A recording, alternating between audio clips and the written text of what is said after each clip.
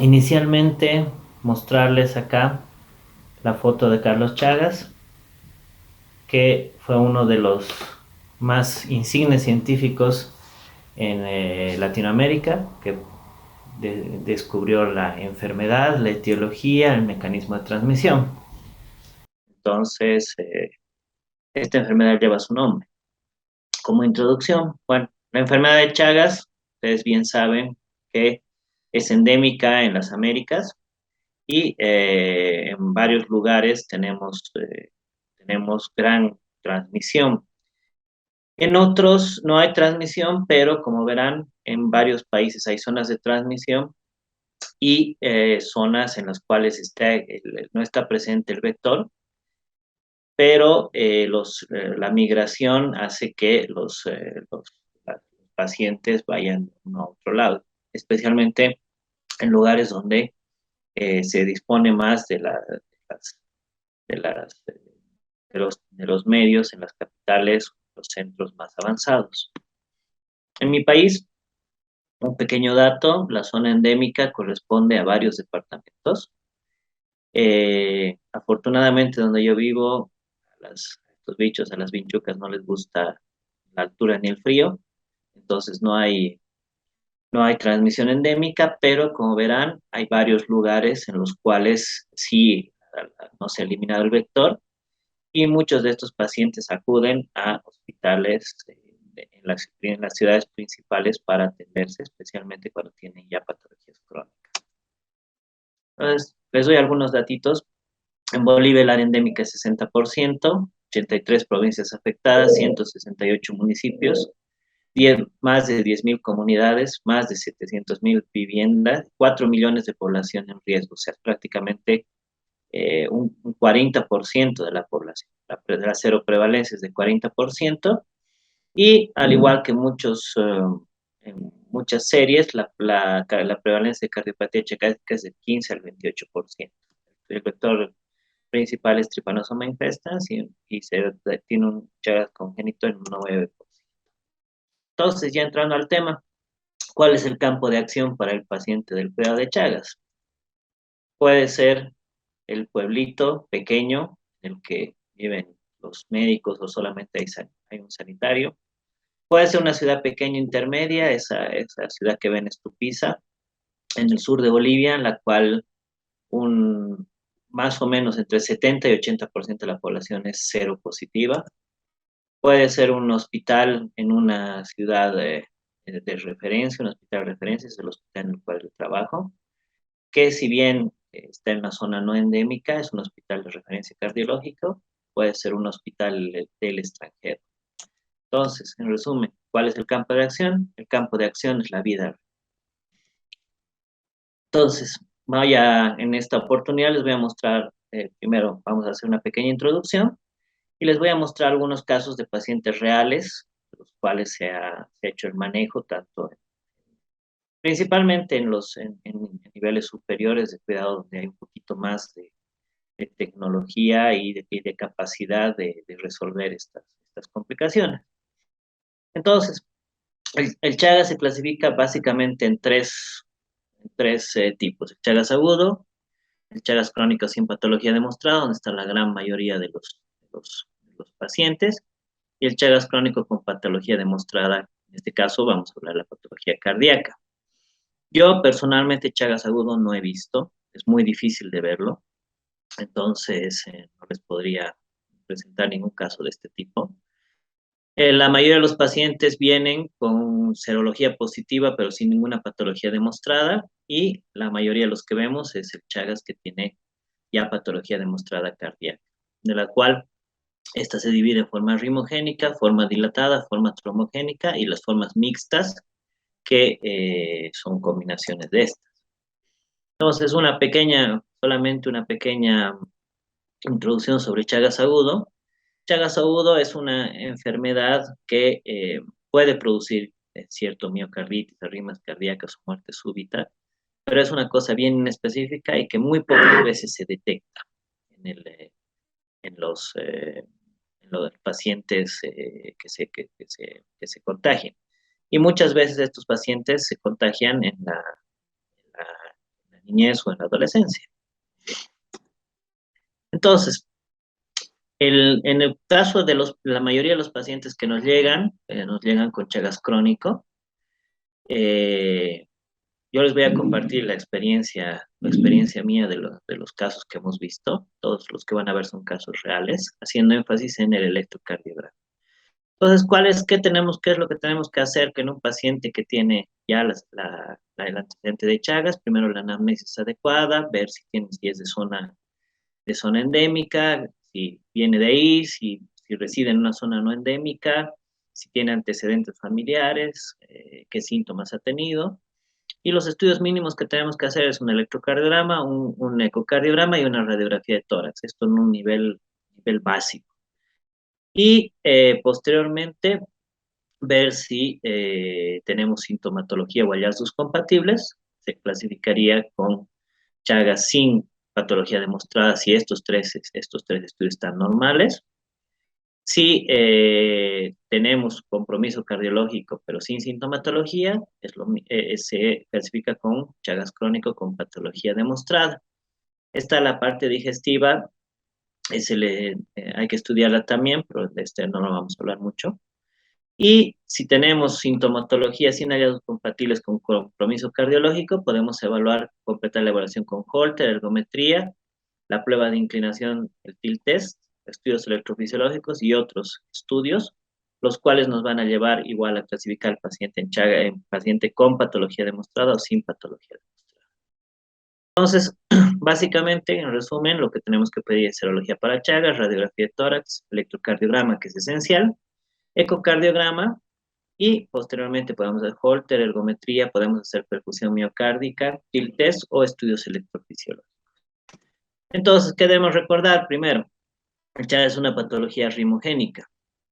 El Chagas produce trastornos de conducción auriculoventricular e intraventricular y el Chagas produce miocardiopatía dilatada. Bien, entonces ahora vamos con los casos. El primer caso este caso ha sido publicado eh, en la revista como electrocardiogramas interesantes, el Cardiology Journal. Y se trata de un paciente de 60 años masculino procedente de zona endémica. En el ecocardiograma sin datos de cardiopatía estructural, pero presenta episodios de presíncope y síncope a repetición. Este es su electrocardiograma. Normalmente, en este electrocardiograma, lo que vemos es un típico bloqueo de rama derecha, con un compromiso muy importante a la conducción intraventricular, una que otra extrasístole supraventricular acá, y vemos un bloqueo fascicular posterior. Esta es una asociación de un bloqueo de rama derecha más un bloqueo fascicular posterior. En el Holter vimos que este paciente precisamente presentó síncope y fíjense que aquí tenemos el latido normal, sinusal, una extrasístole posiblemente aberrada, porque aquí tiene una onda P delante, y varias ondas P no conducidas, fíjense. Este es el momento en el que el paciente hace el síncope. Luego tenemos un ritmo de escape, posiblemente un ritmo sinusal conducido con aberrancia, y luego sale el ritmo sinusal. Entonces, este tipo de electrocardiograma, la asociación de un bloqueo fascicular posterior inferior más un bloqueo de rama derecha es poco frecuente de ver, pero es un caso muy interesante porque no es común y refleja un gran daño en el sistema de conducción. ¿Cuáles son los diagnósticos electrocardiográficos? Bloqueo auriculoventricular de primer grado, bloqueo de rama derecha y bloqueo fascicular posterior superior izquierdo. El paciente tuvo un bloqueo trifascicular y en el Holter hay un bloqueo auriculoventricular de alto grado. En este caso, el paciente tiene una forma dromotrópica o arritmogénica pura. Y esta forma arritmogénica pura es la causa más común de trastornos intraventriculares, pero no es común la asociación de bloqueo de rama derecha y bloqueo posterior inferior, sino la más común es el bloqueo fascicular antero superior izquierdo. La mayoría de los pacientes chagásicos tienen trastornos de conducción intraventricular y se manifiestan en un 50% en pacientes con Chagas crónico. Este sí es el bloqueo más frecuente en pacientes chagásicos, que es la asociación de bloqueo de rama derecha, más un bloqueo fascicular anterosuperior izquierdo. Es decir, cuando tenemos en resumen un bloqueo de rama derecha con un eje desviado a la izquierda. Entonces, esta sí es la forma más común de trastorno de conducción intraventricular, la que les he descrito es mucho menos común. Y el compromiso de este fascículo es muy raro, por eso es un caso interesante, porque se da solamente en el 3% de los casos y obviamente tiene peor pronóstico en cuanto al gran daño que hay en el sistema de conducción.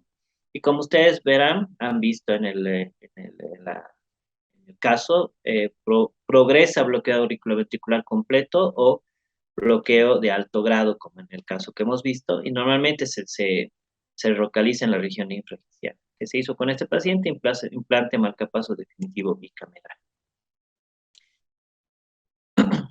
El siguiente caso que les voy a presentar es una paciente femenina de 80 años que estuvo toda su niñez y juventud en zona endémica de Chagas y luego emigra a una zona no endémica, o sea, La Paz.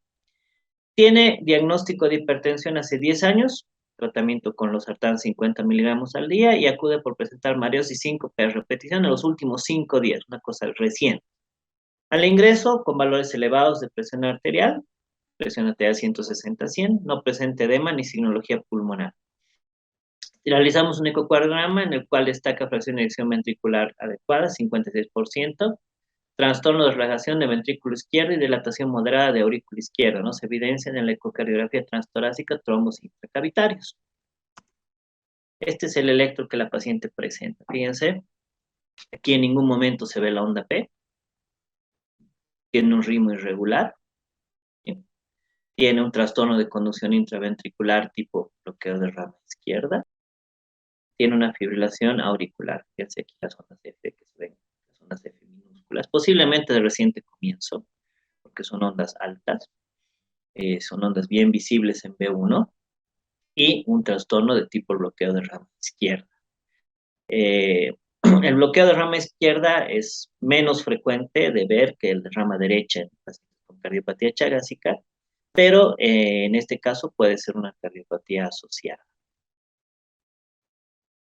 En este caso hicimos como tratamiento el implante marcapasos definitivo unicameral, hicimos anticoagulación con rivaroxaban por la fibrilación auricular y optimizamos el tratamiento hipertensivo. Ahora, en el Chagas, la asociación con fibrilación auricular a la cardiopatía chagásica es más o menos de un 10% en pacientes que no tienen otras patologías versus 7.9 en los que no tienen pacientes con miocardiopatía asociada. En pacientes que tienen cardiopatía asociada, el odds ratio para el desarrollo de fibrilación auricular, que son chagásicos con fibrilación auricular, fue de 1,21, o sea, más o menos lo mismo. Y en pacientes con insuficiencia cardíaca sintomática fue de 1,09 los ratios en este artículo que se publicó en el 2006. Este caso se los muestro para darles un poquito la referencia sobre los pacientes que tienen Chagas y comorbilidades. ¿Por qué? Porque hay muchos pacientes que estamos empezando a ver muchos pacientes ancianos con otras patologías. Y los pacientes chagásicos están envejeciendo y hay comorbilidades en conjunto con la cardiopatía chagásica. En este estudio de Gómez Bisoni, la prevalencia, por ejemplo, de hipertensión en chagásicos es del 56%, dislipidemia 46% y diabetes un 30%. Es lo que está pasando es lo que ha pasado en esta paciente, en la cual han coexistido el Chagas desde digamos, esta paciente se ha tenido antecedentes de serología positiva desde su juventud y al daño ya causado por el Chagas posiblemente se sume el daño causado por otras causas. Entonces, muchas veces el daño está asociado, el Chagas, con las otras causas, pero en pacientes que no tuvieron daño por Chagas pueden tener daño por otra miocardiopatía. En el caso de la paciente, vemos que tiene un bloqueo de rama izquierda, que según la prevalencia de algunos estudios que tenemos acá, y que es similar en otros países, es la cuarto tipo de trastorno intraventricular más frecuente. Posiblemente ese bloqueo de rama izquierda sea más una cardiopatía hipertensiva que por el daño chagásico. Entonces aquí nos preguntamos quién fue primero, el huevo o la gallina, ya que ¿qué es lo que pasó con esta paciente? ¿Hubo daño inicial por el Chagas o fue el daño sumado en conjunto? Entonces, este tipo de pacientes nos vamos a encontrar que tienen patologías asociadas, tanto el Chagas como patologías concomitantes. Bien. El tercer caso es una paciente femenina de 34 años de edad, paciente joven, procedente de zona endémica, pero viviendo a grandes alturas, el Alto, que está más o menos a 4.000 metros, hace 15 años. Se encuentra sintomática cardiovascular y en valoración cardiológica preoperatoria para una cirugía ginecológica, se toma electrocardiograma y encuentra un electrocardiograma anormal. Derivada cardiología, se le realiza una radiología de serología para Chagas por el antecedente y la cual es positiva. Como hemos visto en el algoritmo, si es que tenemos epidemiología, que se llama para Chagas, tenemos que hacer una serología. En el examen físico no hay ningún problema. La radiografía de tórax sin cardiomegalia, el ecocardiograma dentro de parámetros normales. En el Holter solamente el trastorno de conducción intraventricular permanente y algunas extrasístoles supraventriculares muy poco frecuentes. Este es el electrocardiograma de la paciente. Pueden ver que hay un bloqueo de rama derecha exclusivamente,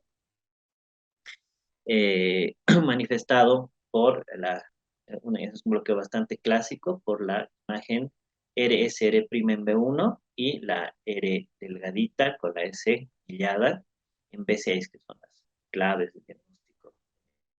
En el electrocardiograma es un bloqueo completo de rama derecha.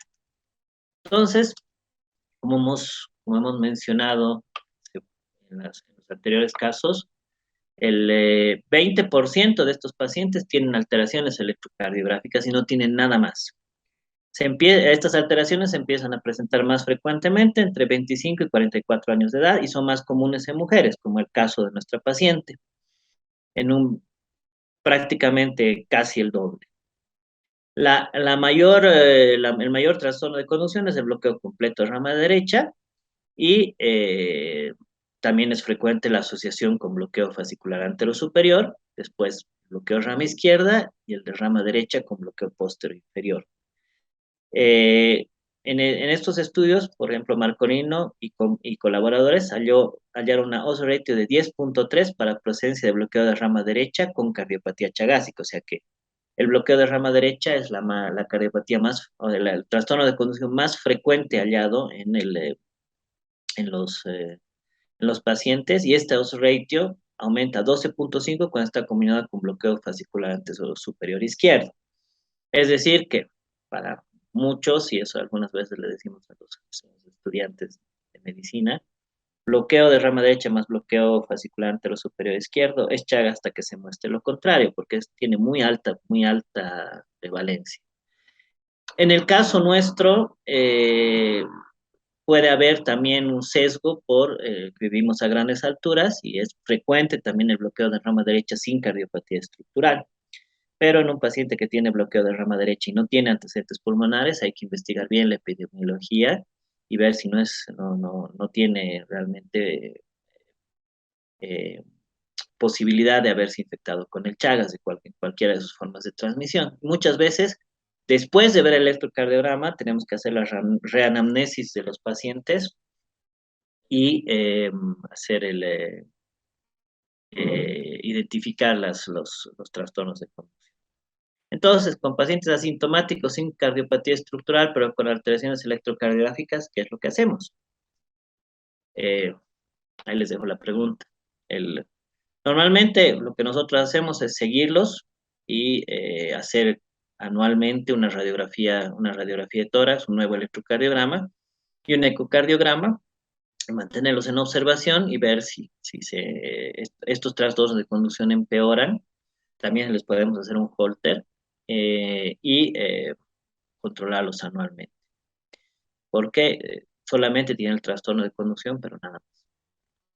Bueno, El cuarto caso, también un caso que es interesante, es un paciente de 57 años, ingeniero petrolero.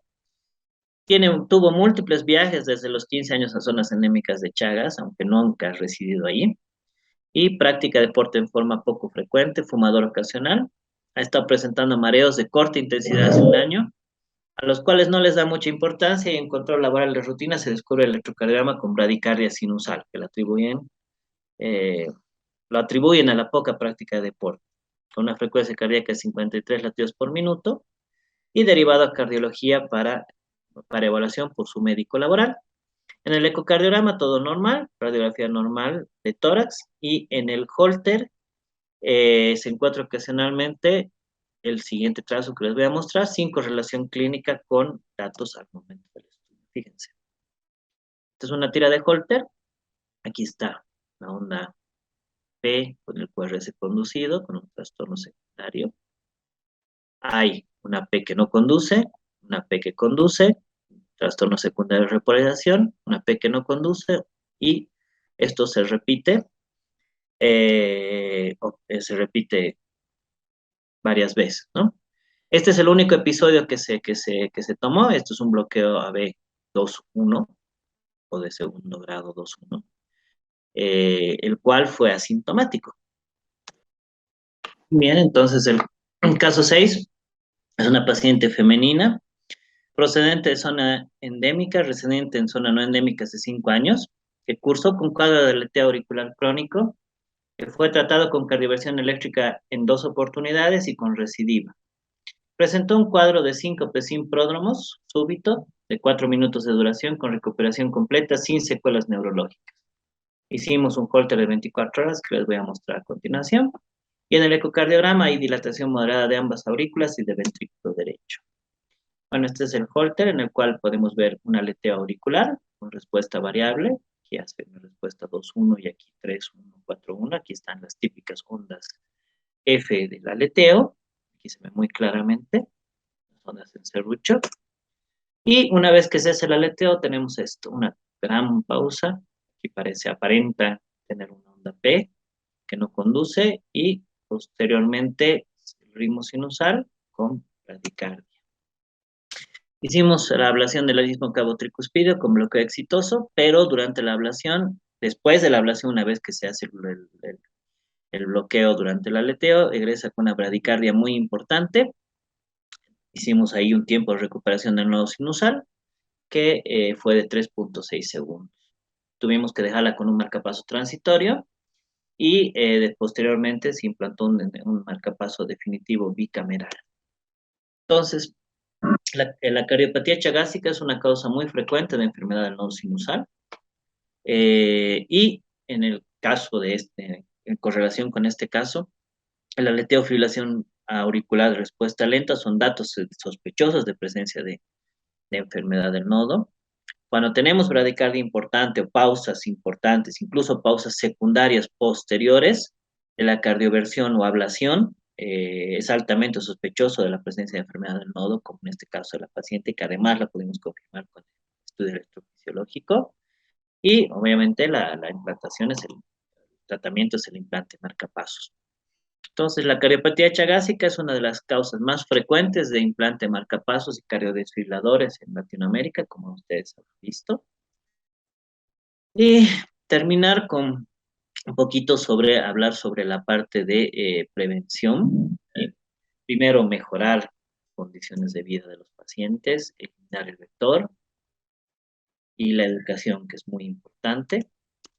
Y tener además disposición de posibilidad de implantar marcapasos, hacer electrofisiología y tener unidades especializadas en arritmias, lo cual a veces es muy difícil en los medios en los que trabajamos. Algunos que tenemos suerte y algo podemos hacer en las ciudades importantes, a pesar de que en Bolivia tampoco tenemos disposición amplia tanto de la posibilidad de implantar marcapasos como hacer electrofisiología. Solo algunos pacientes pueden acceder a ello. Entonces, aquí me quiero terminar con esta frase de un amigo, Juan José Sirena, la cual me impresionó mucho, por eso le pedí permiso para usarla, que dice: la cura de esta enfermedad está en la prevención y las mejoras de la situación socioeconómica y cultural de los individuos, y contraria a las políticas egoístas e indiferentes que muchas veces van a contramano a la realidad de las más humildes, ya que la enfermedad de Chagas es una enfermedad de los pobres. Lamentablemente, en muchos lugares nosotros, esto ya es punto de vista social, no podemos hacer mucho por estos pacientes y tenemos, bueno, algunos les va muy mal y otros tienen la suerte de poder encontrar la solución a sus problemas, pero la cardiopatía chagásica en cualquiera de sus formas es un problema todavía importante en nuestro medio y del cual no podemos todavía encontrar una solución, más que se está exportando con la inmigración de personas ya sea a Europa o Estados Unidos, por lo cual antes no le daba mucha importancia, pero ahora sí están viendo todas las secuelas y consecuencias de la cardiopatía chagásica. Ahí les dejo las referencias que pueden acceder. Y por último, despedirme con las fotografías de los dos grandes investigadores, uno brasileño y uno argentino, Carlos Chagas y el doctor Massa. Incluso se ha propuesto llamar esta enfermedad de Chagas-Massa, que nos han hecho en los primeros tiempos de la enfermedad mucha investigación al respecto. Entonces, bueno, muchas gracias por su atención y espero que hayan podido tener algunas enseñanzas y, bueno, estos casos que les he mostrado son casos reales, esto es la vida real, como les he mencionado. Muchas veces las guías no son completamente fieles a lo que pasa en los pacientes, ¿no? Y más aún los pacientes chagásicos que tienen incluso además problemas sociales o problemas de pobreza en todos los medios en los que se trabaja, salvo algunos que tienen más suerte. Muchas gracias por su atención.